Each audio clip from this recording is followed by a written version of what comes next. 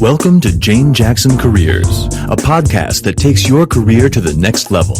Here's your host, Jane Jackson, author of Amazon Careers bestseller, Navigating Career Crossroads.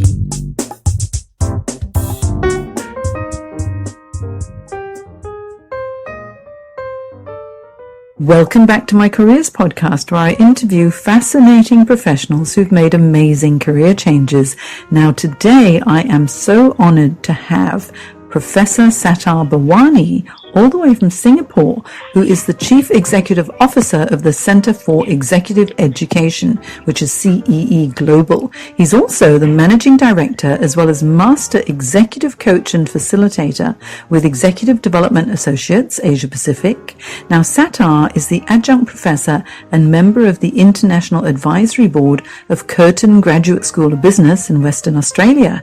He has over 30 years international business management experience, including 20 years in executive coaching and leadership development with global management consulting firms, including the Hay Group, Mercer, and DBM.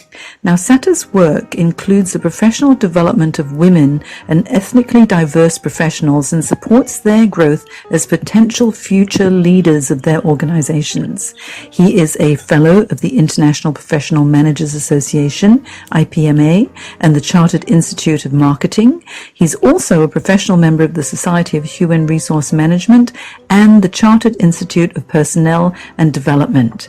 He's a practicing member of the International Coach Federation and International Association of Coaching. So with that wonderful background, I am really happy to welcome Professor Sattar Bawany to the show. Hi Sattar, how are you?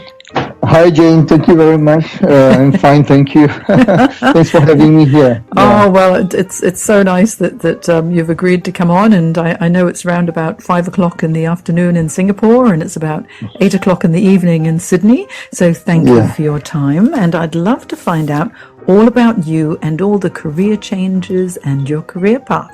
So how about, just to kick us off, could you tell us a little bit about your career aspirations in your early days, when you're a little boy or when you're a teenager or just in the early days, okay? Well, in the 80s, my professional career started in the 80s when I was a medical sales rep, selling pharmaceutical products to doctors and hospitals in Singapore and subsequently in Malaysia. And over the years, through my own hard work and effort, I've been managed to be promoted to be the sales supervisor, sales leader, sales manager, and my last professional role in healthcare was that of a marketing manager. So my interest in sales and marketing, has been for about 15 years, and that led me to pursue a certificate in sales and marketing, a diploma in marketing for the Chartered Institute of Marketing in the UK. And I was subsequently accorded the fellow of the Chartered Institute of Marketing in the early 90s.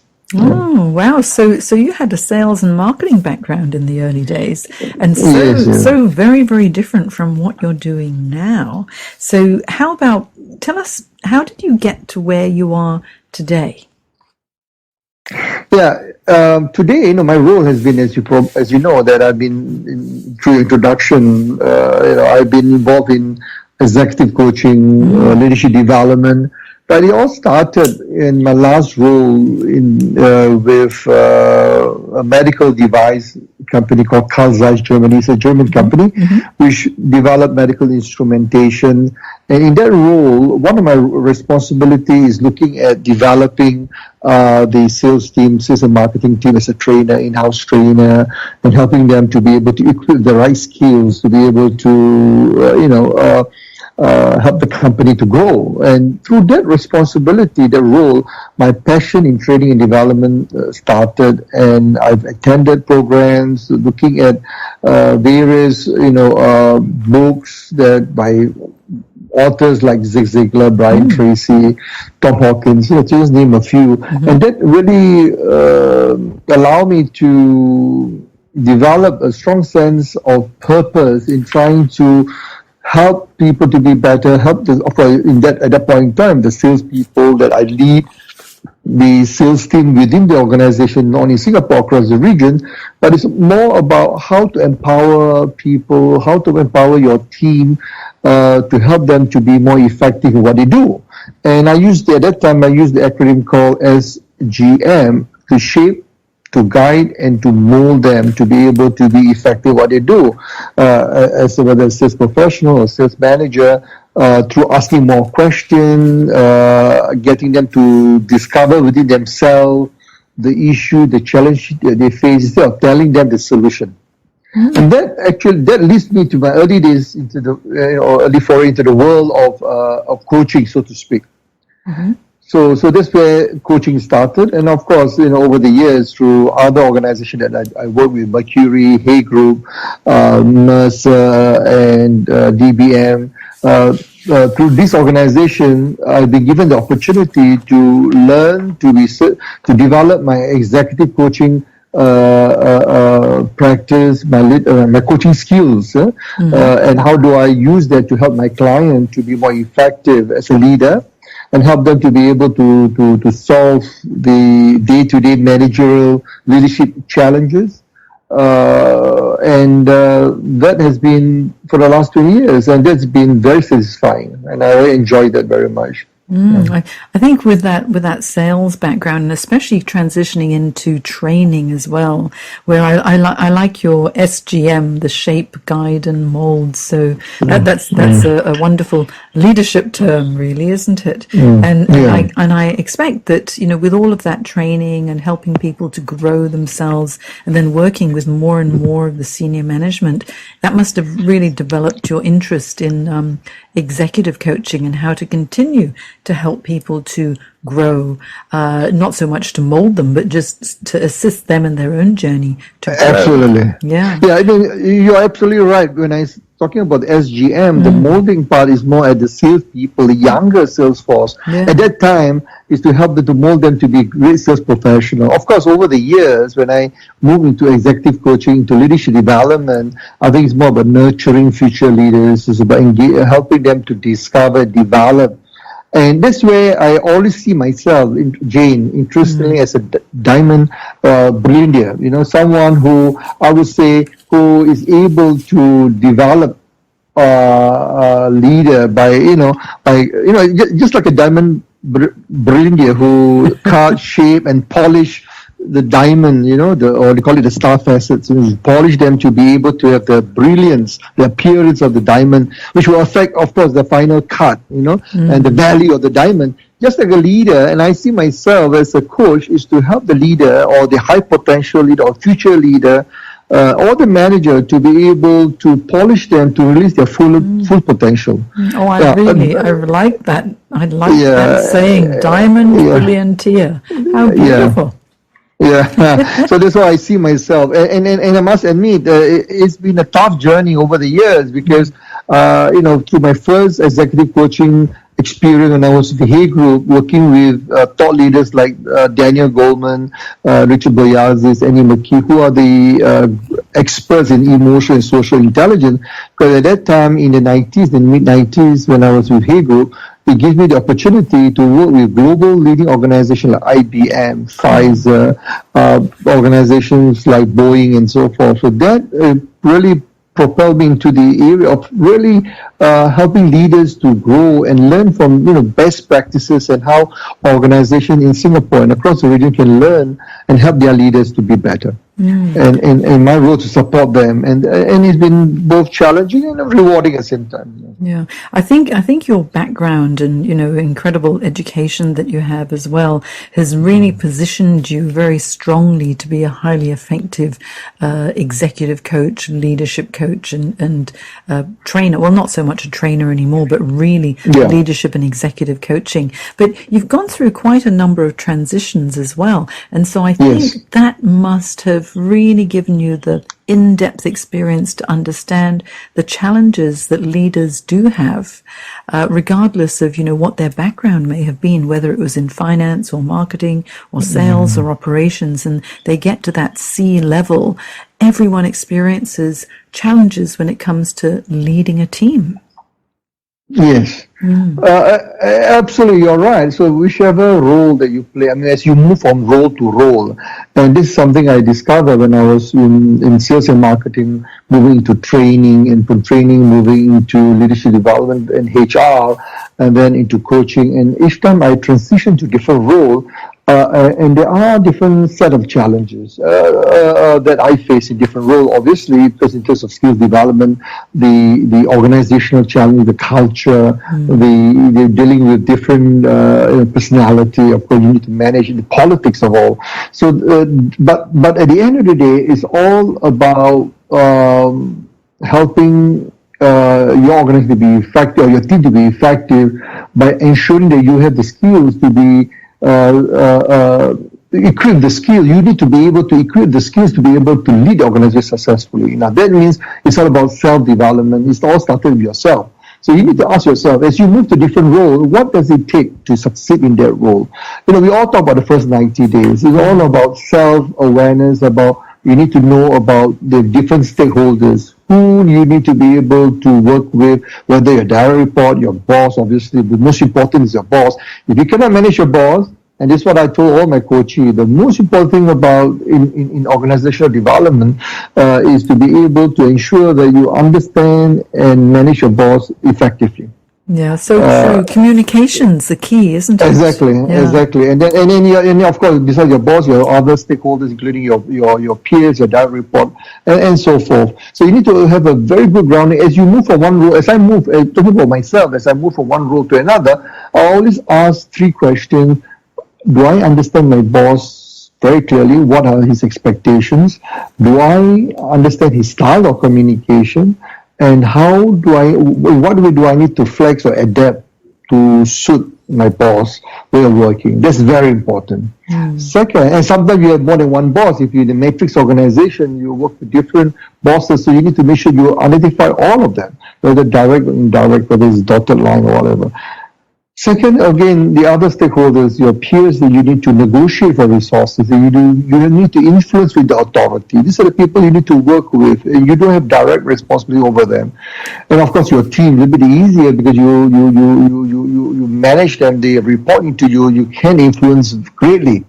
So these are the different group, and they start with you. You need to ask yourself, do I have it what it takes to do what is expected out of me? If no, what do I need to do differently? What do I need to learn, develop that learning mindset, the learning agility, and then be humble, to be able to ensure that you ask for help. And a lot of time, I do not have the answers.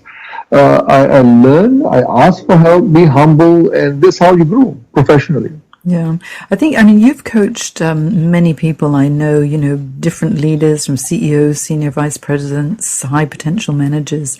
But then what advice might you give to someone who is on the track to COO or CEO or CFO, and they're on the way up? If they've got multiple managers with multiple communication styles and different expectations, how do you coach them to handle all the different personalities?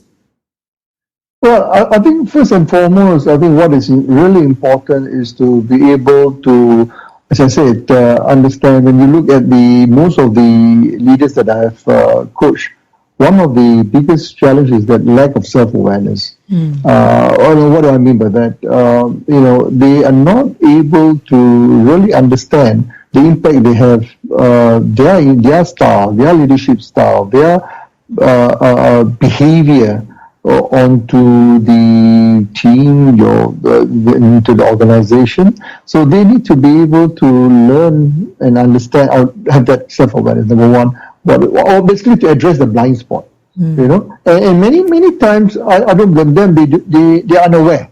They are unaware that as you move up the leadership hierarchy, or if I use Ramcharan leadership passage, as you move up the leadership pipeline, the next level, there are significant difference in terms of skills, values, that you need to be able to demonstrate to be successful.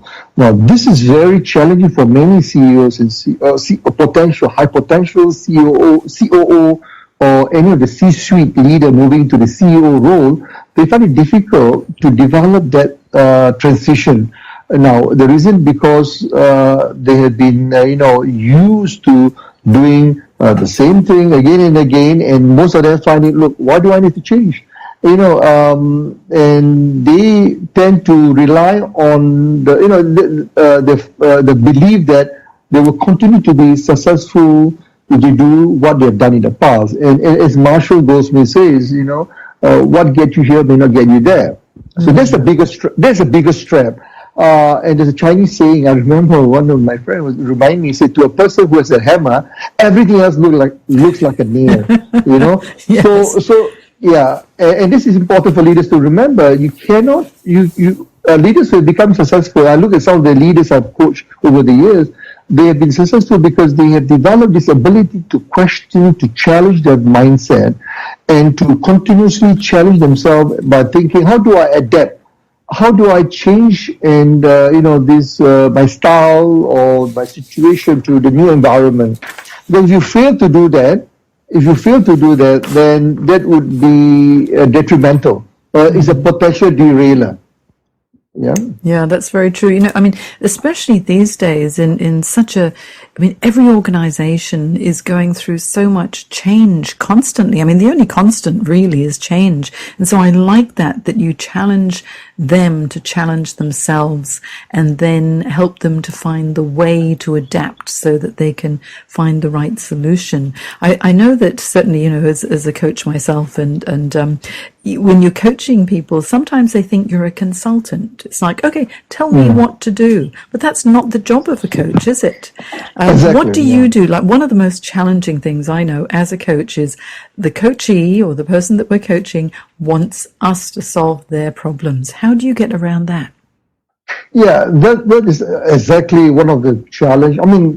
A coachee who consistently expect you to solve the problem. So this is what I do in the beginning. The first meeting when I have a chemistry, we call it a chemistry session, where we have the opportunity to sit with the coachee to understand their challenge, and for us is to assess the coachability of the coachee. And from the HR and the coachee person the coachee is the person that you're coaching, and from the coachee perspective is about to assess whether he or she wants to work with you. Do you have chemistry? Hence the name, the chemistry session comes about. So, but for me is to assess the coachability, and this is where sometimes one of the things that the belief, the mindset, the mental model of this coach is that the coach role is to provide all the solutions, all the answers, which is what a consultant does. So I from the onset, I help them to understand, what does a coach do? What's my role? What's their role? What's their boss role as a sponsor? So that is very important. So what I do is to create the understanding of or set expectations, so to speak. What are the different roles each one of us play in the coaching engagement? So that's very important. So it's not about providing the solution, about creating the opportunity for the coachee himself or herself to develop a level of self-awareness within themselves to be able to solve the problem, so that they don't rely on me as a coach to continuously solve their problem, but they are more independent, self-sufficient. There's a saying, of course, if you teach a man how to fish, you feed him for a day. If you teach him how to fish, you'll feed him for a lifetime. So this is about empowering and helping the individual to discover themselves, how to do it by themselves. Yeah, and you know what? One of the most exciting moments or most rewarding moments for me is when you see that sudden aha moment, and you see this little flash of like inspiration in their eyes, when it's like, of course, I knew how to do this all along. But then it's the coaching that's drawn it out. Now, I can sense your passion and commitment to this coaching, Sattar, and I know personally that you're an excellent executive coach. What would you say is the most rewarding aspect of your role? Well, I think the most rewarding when they come back to me, the coachee come back to me, or the CEO, if the coachee report to the CEO, they will personally feedback to me, look, I've seen a dramatic improvement. I've seen the impact that leader that you're coaching or the coachee has on the business results or on their performance. So that's number one. This is the acknowledgement. Of course, there are many factors. Coaching only from part of it. There are many other factors will influence results. But the recognition that the support the coaching has provided to the individual, the effort that he or she makes to implement the action plan. So that is number one. I feel, most satisfying, and I see how they grow. Now, for most of the coaching over the 20 years, perhaps the last 10 years has been most rewarding in the sense that I work with mostly high potentials and C-suite who have been identified to take on leadership role. In other words, how do I groom these people? So most of them have been successful, assuming a leadership, CEO or COO, or even move on to be chairman of the board of organization. And what I have found satisfying when they come back to me is, look, hey, it really makes a difference.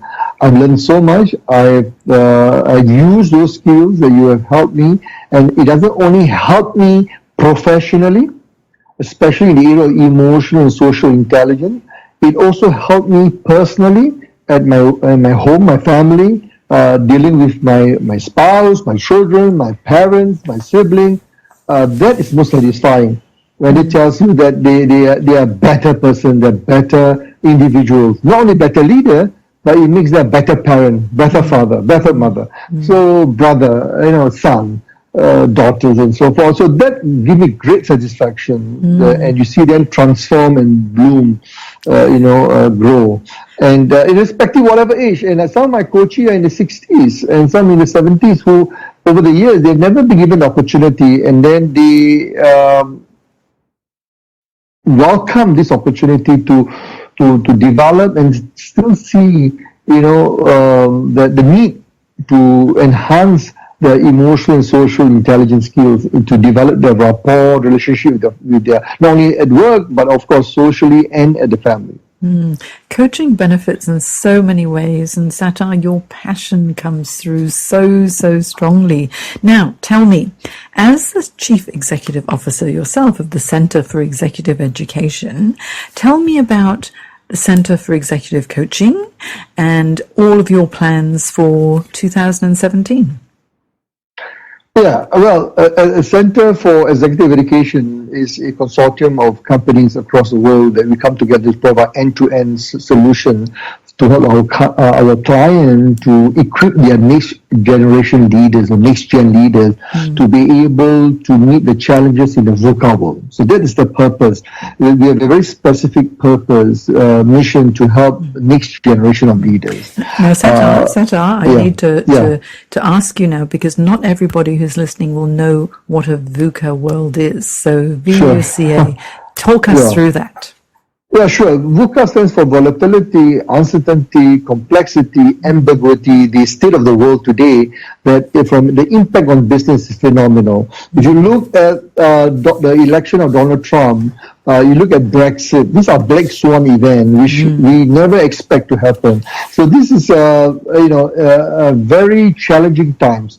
So look at the currency, the fluctuation of currency, you look at the convergence of market, you look at industry, confluence of industry between media, technology. If you look at how regulatory, government, statutory, regulatory, that each government, each country impose, make it very complex for you to do business. And also, if you look at consumer behavior, trend, the different generation impose, that make it very ambiguous in terms of how you're able to develop solution products to meet the different generations. So the state of the world, the business world has changed tremendously. So we need to equip our leaders with the skills and readiness to meet head on, to be able to help the organization transform and lead them successfully through this VUCA world.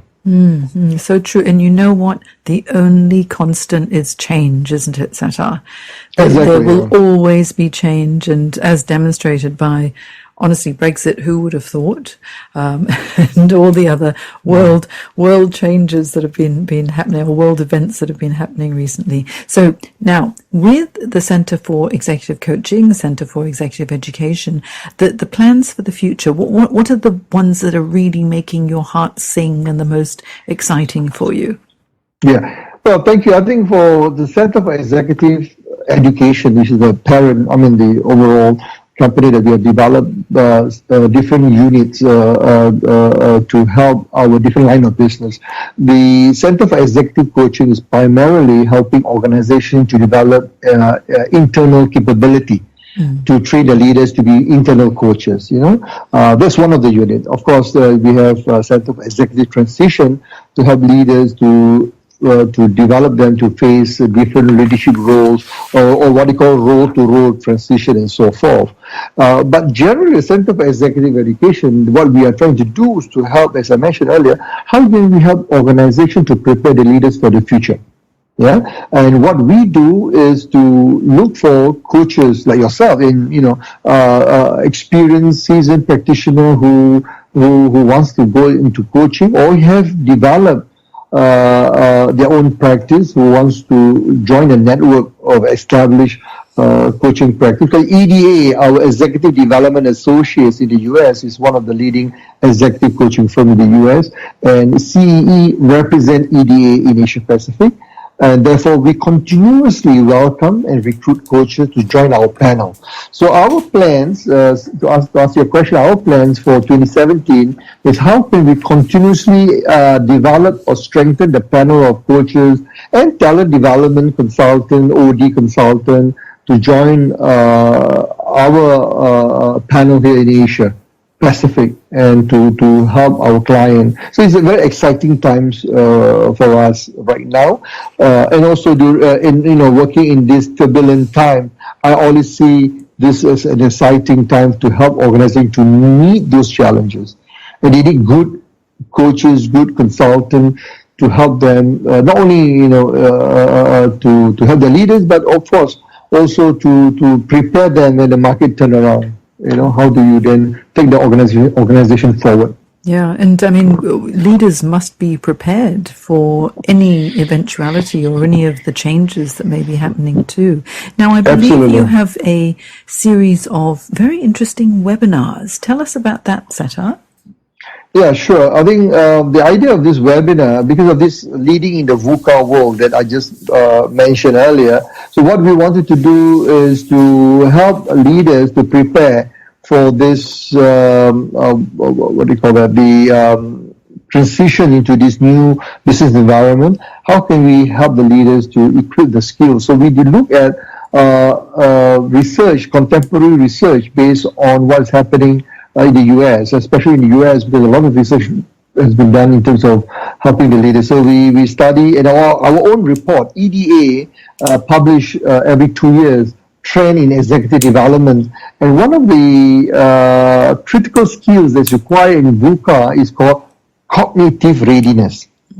Cognitive readiness is a set of skills which combine both the mental agility or cognitive skills in terms of critical thinking, strategic thinking, innovative thinking, and so forth. And how to use that complement with your emotional and social intelligence to help you to make effective decision, or help you to in your effort to solve problems and making good decisions. So that is the essence of the program. So it's based on the CPR approach. It's contemporary, basically is leveraged on the latest concept on leading in the VUCA world. Second is practical, because it looks at examples, tools that you can immediately apply at the workplace at the end of the webinar. Third is relevant, because it's relevant to the individual participant role as a manager, leader, and how can they help their organization to succeed. So this CPR, Contemporary Practical Relevant, is embedded in the webinar series. And in this webinar, there are 6 topics. Let me just very quickly move into that. You can get it through our website, ce-global.com. But the first webinar, which we're going to conduct tomorrow, is about leading in the VUCA world. as I mentioned earlier, it's about getting them ready for the VUCA world. And in next part, we talk about result-based leadership, how to develop your emotional and social intelligence skills to be able to support the leaders, to be more effective, to lead in a VUCA world. The third one in March is about managing your critical talent, how to develop and support your talent in the VUCA world, and especially the next gen, the Gen Y. How do you develop the Gen Y leaders? Most of them are now starting to assume leadership role, the middle management role. So how do you support them to be effective? So what are the some of skills and practices in managing talent? The fourth is about coaching skills. How can you equip your leader with the coaching skills to help them to lead their team more effectively? As one of the leadership style of that's effective by Daniel Goleman is what we call leadership style of managerial leadership style of coaching to be more effective. And then number 5 is in May, we talk about inspiring your multi-generational workforce is Gen Y and Gen Z. Again, is the next generation. How can you help and understand, have your leaders to understand the differences and what are the expectations of these two new groups, Gen Y and Gen Z, that expects from the leaders. And lastly, in June, we talk about developing high-performing teams to compete in the VUCA world.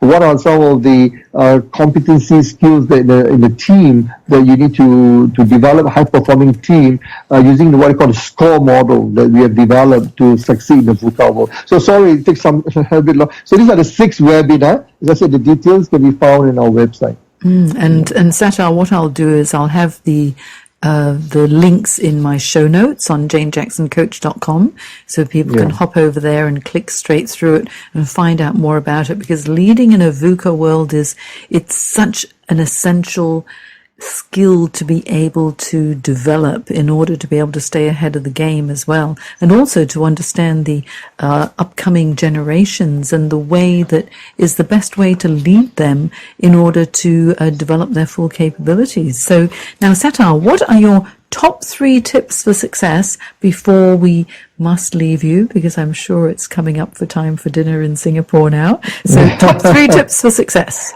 Well, I thank you, Jane. I think as I mentioned earlier, to recap, I think the 3 things that I would strongly recommend everyone, including leaders who are going for transition and for everyone generally, the ability to develop agility, learning agility, learn, unlearn, relearn, to always question and challenge yourself to develop new skills and knowledge. That is very important. I think this is something where we need to learn. Of course, the Gen Y find it easier.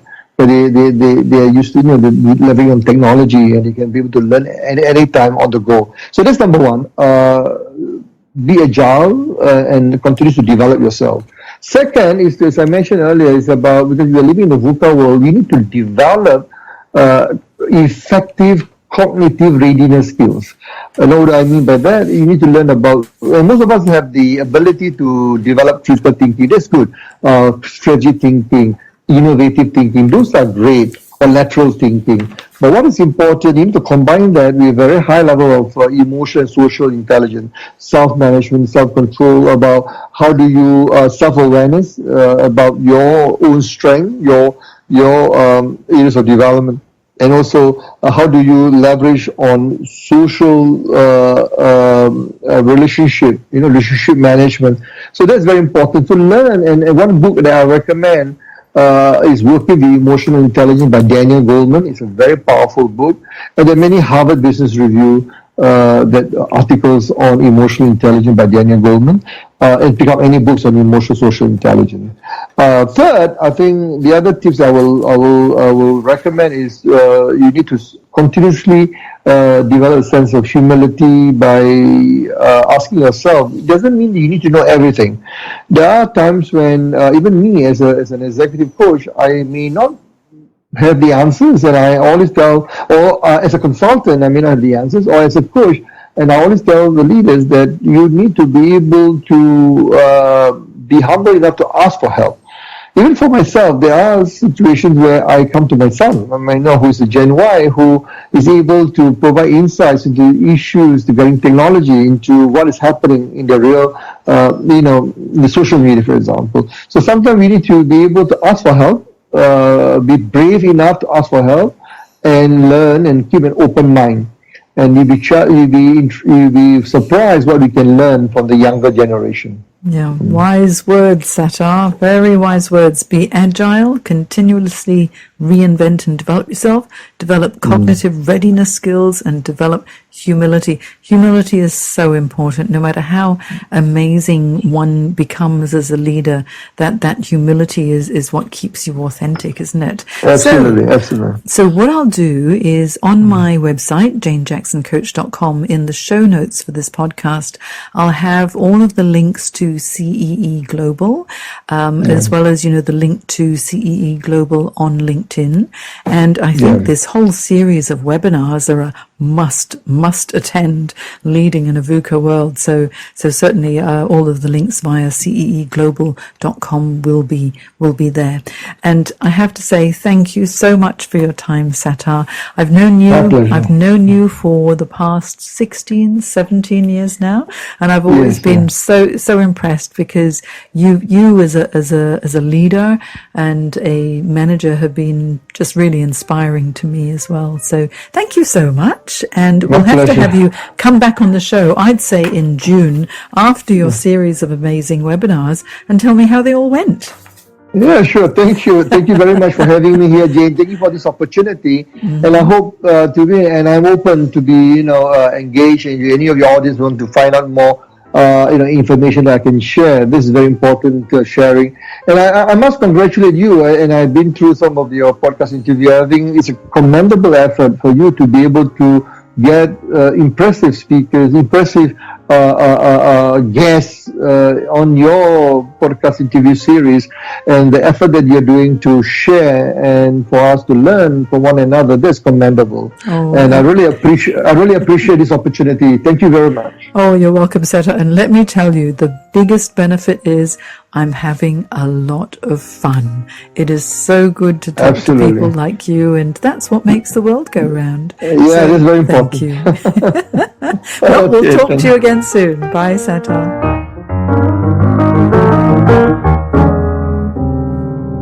Today's podcast is brought to you by Audible.com. You can get a free audiobook download and free 30-day trial at audibletrial.com/Jane Jackson Careers. There are over 180,000 book titles to choose, so give it a go and get your free audiobook today from audibletrial.com/Jane Jackson Careers. You've been listening to Jane Jackson Careers. Sign up to receive regular career advice at janejacksoncoach.com.